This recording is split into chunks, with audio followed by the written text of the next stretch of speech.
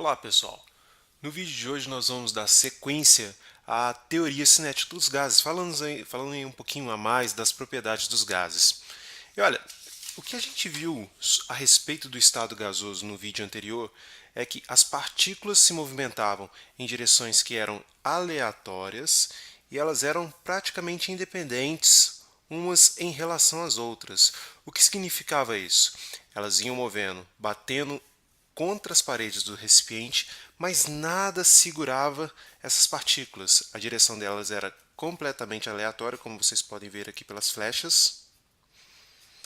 E existe também um grande espaço entre essas partículas. E aí nós podemos pensar então na seguinte situação: e se nós limitássemos o espaço para que essa partícula pudesse percorrer o sistema aqui? Se a gente fechasse então isso com uma espécie de êmbolo.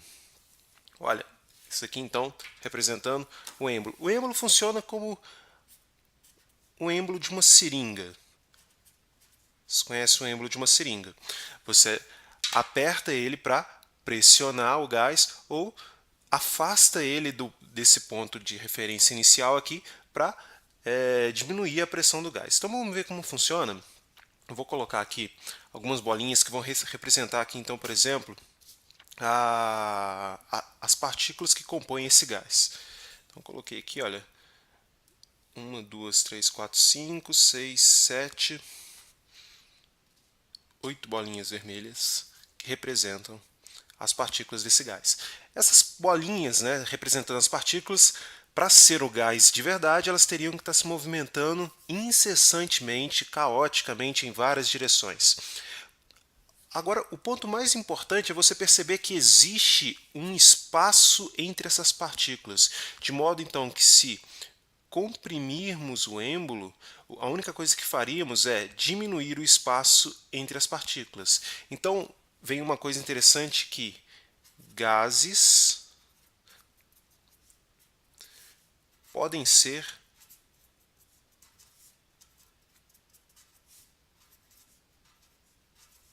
comprimidos. Agora, se você pensar na mesma situação, o êmbolo naquela posição inicial, com o mesmo número de partículas, Então vamos lá, olha. 1, 2, 3, 4,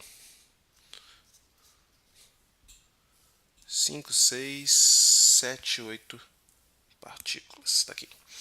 Se o êmbolo for afastado da sua posição inicial, isso dá às partículas uma maior liberdade de movimentação. Como o movimento delas é completamente aleatório, as partículas do gás então vão tender a ocupar todo esse espaço. E aí, logicamente, vai sobrar mais espaço entre as partículas. Então, isso daqui corresponde ao que a gente chama de expansão gasosa.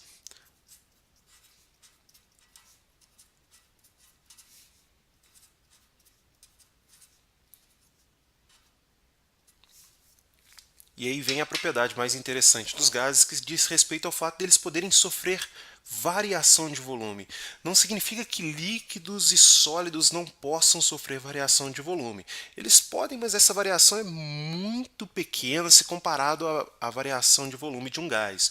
Um gás pode variar o seu volume em quantidades muito maiores do que um líquido ou um sólido. E uma outra propriedade interessante dos gases, como a gente está representando aqui, é a propriedade de difusão. Como funciona a difusão gasosa? Vamos pensar o seguinte: já parou para pensar quando uma pessoa passa um perfume e a uma certa distância você consegue perceber o cheiro daquele perfume? Aquilo, na verdade, se tratam de partículas que estão na fase gasosa, que viajam desde o corpo da pessoa, da pele da pessoa onde o perfume foi aplicado, até as suas narinas. Então você consegue sentir o cheiro porque essas partículas vão viajando até o seu nariz. Isso é a propriedade de difusão gasosa. Como as partículas não têm direção nenhuma para se movimentar, elas vão se espalhando. Então, considera aqui esse sistema como um sistema sendo composto de partículas desse gás que é representado pela bolinha azul. Aqui do lado de fora eu tenho ar, correto? Então essas partículas podem escapar do sistema e se difundindo para o lado de fora. E elas vão preencher todo o ambiente, né? E vão se misturar no ar. Isso daí dá uma outra característica que essa sim só gases têm, que é de serem completamente miscíveis. Os gases sempre formam misturas homogêneas, né? Gases